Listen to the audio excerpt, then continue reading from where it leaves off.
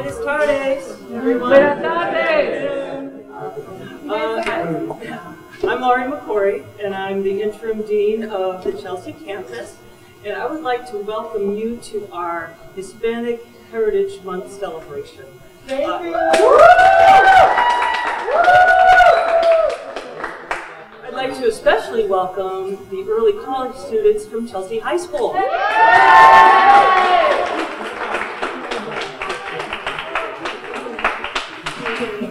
Okay, a wonderfully creative committee led by Professor Amparo Fernandez-Pulch and Leah Escalera have planned a series of events that will take place over the next 5 weeks to help us celebrate the Hispanic Heritage Month.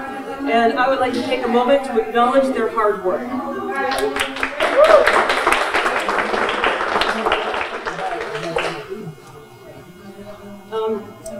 I'd also like to thank City Manager Tom Ambrosino and Executive Director of the Chelsea Chamber of Commerce, Rich Cucking, for coming today.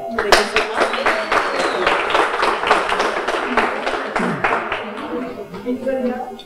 And before we get started, I'd like to introduce two members from the community, specifically the neighborhood developers, Jose Iriqueta and Sharon Fosbury.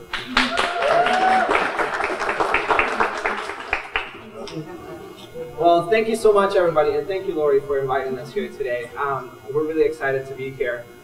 It is this day that many Central American countries come together to celebrate their independence, and my country was one of them, and it's El Salvador. So, yeah. So thank you. And the reason why we're here today is to talk about the importance of people coming together and what we can do with that. So first, my name is Jose Agustin Greta Saldaña. I'm the Chelsea Thrives Community Engagement Manager, and this is my colleague. Sharon Fosbury. I'm a Community Engagement Manager at the Neighborhood Developers. The Neighborhood Developers does three big things in Chelsea and in Revere. We build affordable housing for residents. Also, we coach and foster financial capabilities, whether it be financial education classes, tax preparation, improving your credit score. We do a lot of different things to help people with their financial capabilities. And the third thing that we do is community engagement, which is our department. We believe that the community needs to get involved with what's going on in the community. We foster relationships between person to person, and also person to community. So we encourage a lot of civic engagement and a lot of different things for people to get involved in what's happening in their community. And one of the things that we're involved with is the Chelsea Thrives Initiative. And the Chelsea Thrives Initiative is a local partnership of 30 organizations, which Bunker Hill Community College is one of them. Mm-hmm. They have been a great partner. They were the host of a city manager forum just to get people informed. They also have the Chelsea High Prep to College program, where they teach classes. They go to the high school and they teach classes on how to prep students, get ready for college, and give them college credit.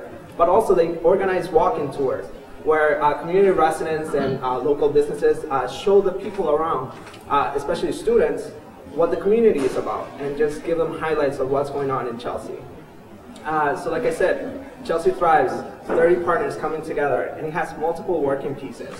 And multiple people are doing a lot of things to promote and enhance our community. And that's what the initiative is all about. And one of them, which we really would like to talk to you guys about, which highlights how residents come together and empower themselves, is the Chelsea Shines project, and also the community enhancement team. And I'll let Sharon do that. Perfect. So the Community Enhancement Team, what we call CET, is a group of residents that came together in 2007 because they were concerned about cleanliness and trash and recycling in Chelsea. They came together, they met together, they ran a campaign, and they actually got recycling here in Chelsea. There wasn't always recycling in Chelsea, but this group of people came together, advocated, organized, and got recycling here in Chelsea. They still continue and do monthly cleanup events called Chelsea Shines. Actually, in August, we were right in your backyard on Shirtlift Street here, and we were cleaning, weeding, mulching, cleaning all of Shirtlift Street. And actually, Next Saturday, on the 26th, we're going to be working on Broadway. We're going to be working on Broadway, and we're going to be cleaning on Broadway. This group of residents has done so much good in the community, and they've empowered themselves, and they made a big change. Before every cleanup, we do surveys before and then surveys after to see if we made a difference. One of the questions we ask is, would you recommend this place to live to somebody who wants to move here? And we see a difference. Like after our cleanup events, there's a strong increase in the number of people who would recommend this community to live. So this is just one example of how a group of people can organize and can get involved in their community and can make a difference in their community. So there's many other things that we do. We meet every Wednesday, so tomorrow night, every third Wednesday of the month, we meet at the Highland Terrace Community Room on Garish Avenue. We meet from 6 o'clock to 8 o'clock. We plan community events. So everyone is welcome to attend that meeting and also the cleanup event on the 26th. That's just one of many different things of how you can get involved, but the Chelsea Thrives Initiative has even more things. That's right. Due to the fact that we have such a vast partnership, there's multiple events that are happening in Chelsea, and there's many ways in which you can be involved. You can be involved in celebrations like block parties, or Earth Day cleanups, or First Thursday celebrations, or you can be involved in beautification events. You can volunteer in local food pantries, or you can just go down the senior center and just help out there. There are many ways in which you can be involved. You just have to find your niche and what you are passionate about. I hope that through our brief presentation, we have empowered you guys and just realize that it is really important to come together as a community and be engaged, because this is our community and where we live. I will welcome you guys to find what you're passionate about and just organize around it. And if you need help, our door is always open. Well, Monday through Friday.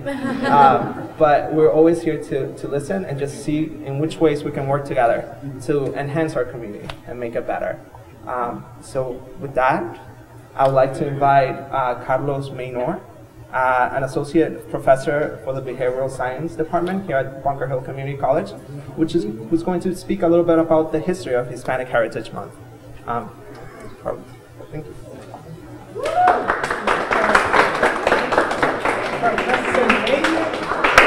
If I could interrupt for just one moment, please. Mr. Ambrosino, our city manager, would like to just say a few words, and then Carlos, you're up. Thank you so much. Sure. So, Carlos, I don't mean to take the spotlight from you. This will just take a minute. I just wanted to really thank you and all the folks from Bunker Hill for putting this event on and for being such a great collaborator with the city. Already, I've met with the president of Bunker Hill, and she expressed her willingness to collaborate even further with the city. So I love what you're doing with Chelsea High School. I hope that we'll be even doing more out here in the square and trying to work together to make Chelsea a better place to live and to work. So thank you very much. Thank you.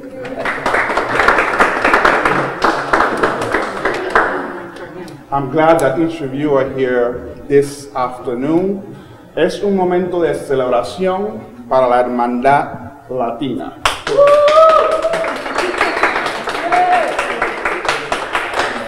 Today actually marks the beginning of the celebration of Latino Heritage Month. I like to use Latino. You'll understand why I use Latino, okay?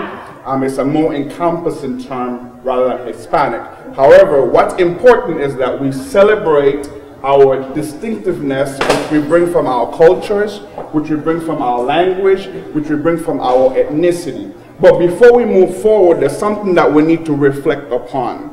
Whenever we're talking about a people, we're talking about a culture, we're talking about our distinctiveness, what makes us unique, we've got to take a moment and pause.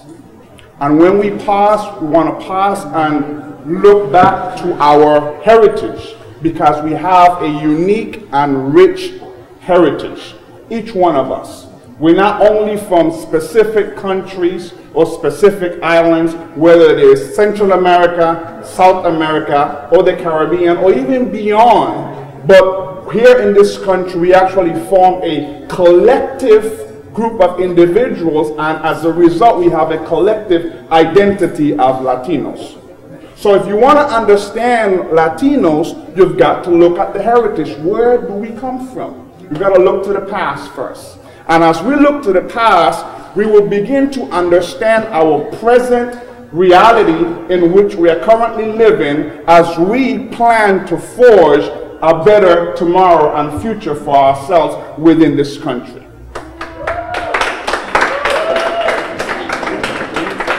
Something else that's also important for us to understand is that in 1821, something special occurred. And for many countries, as Jose stated, in Central America, the 15th of September became the beginning of a march for independence for most of Central America. They were a united front, and they all forged to gain their independence as nation, independent from Spain. Why was it important? It was because they had spent so many years under colonization, and as a result of that, they were all seeking one way in which their nations could really forge together as a people, independent from those who had colonized them. So you should be proud of September 15, which is today.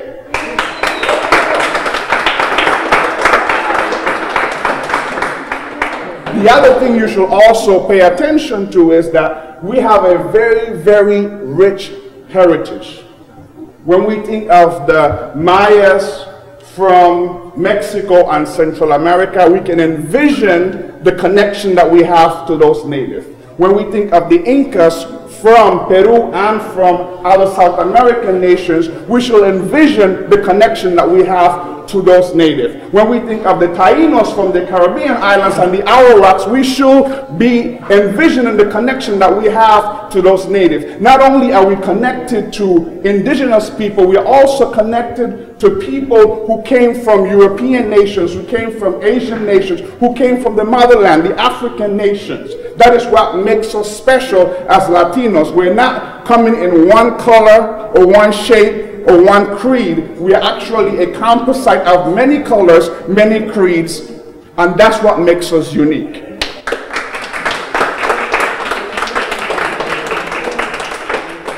But as we have moved from our nations, whether we are migrants, whether we are immigrants, or whether we were born in the U.S., there's something that is also important. We are not independent, but we are a collective. No solamente son puertorriqueños, no solamente son dominicanos, no solamente son mexicanos. You're not only from specific countries, you're not only Colombians, you're not only from Venezuela, you're not only from Chile or Bolivia or Ecuador, you're not only from Central America, whether it be Honduras, whether it be Panama, whether it be Costa Rica. You're not only from these nations. In this country, we become a collective body of people that as we get to know each other, as we understand our heritage and our identity, as a people, we can truly forge a better present and future for all of us who live in this nation.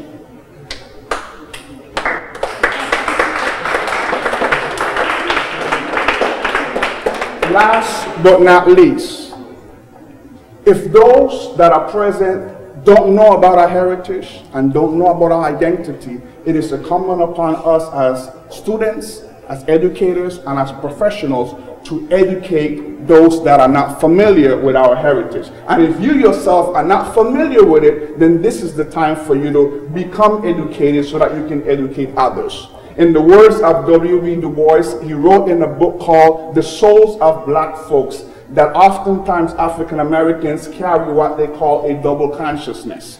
And what that means is they often live in one nation but in two worlds. However, there's something unique about Latinos. We don't just carry a double consciousness. Oftentimes we have a triple consciousness, which is informed by our indigenous past, which is informed by our European and Asian heritage, as well as our African heritage. So today, as I call your region, I just want you to say presente. You follow me? Yes. Si son caribeños, digan presente. Presente. Si son suramericanos, digan presente. Presente. Si son centroamericanos, digan presente. Presente. Si son estadounidenses o americanos, digan presente. Presente. Thank you.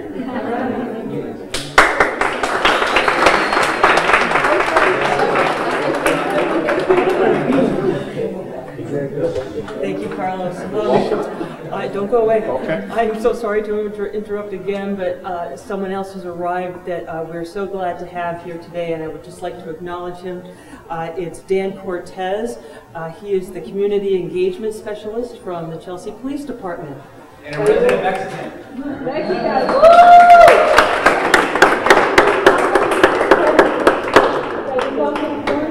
So they can see you. Oh, okay. I do want to ask a question, though. Why is September 16th not as popular as Cinco de Mayo? Well, which one is Independence Day for Mexico? I don't know what the Independence Day, but I can tell you why it's more popular. Why? Because people make a joke out of it. That's true. That's true. Cinco de Drinko, which you guys should not do. But which is easier to say, Cinco de Mayo or 16 de septiembre? Cinco de Mayo. If you're a marketing company, which one are you going to use? Cinco de Mayo. All right, so actually September 16th, which is tomorrow, is Mexico's Independence Day. Cinco de Mayo is just a commemoration of a battle that an outmanned Mexican army beat a larger, more well-equipped French army when France was occupying Mexico. But they came back to kick our butt in the war, but we did win that little battle. So congratulations to everybody that's here. I just wanted to say hi, and part of my role here is to increase community relations, increase partnerships with the residents, students, and everybody else with local law enforcement and also the city as well. So it's great to see everybody. Thank you for being here. Thank you. At this time, I want to invite each and everyone who is present to just take a moment. We have some stickies right here, and we want you to represent where your family is from, where you're from, where your parents are from, whether it's your mother or your father, where your ancestors are from. And it is color-coded, so you can just come, take a sticker, and just put it in the place where your ancestors or where your heritage is from.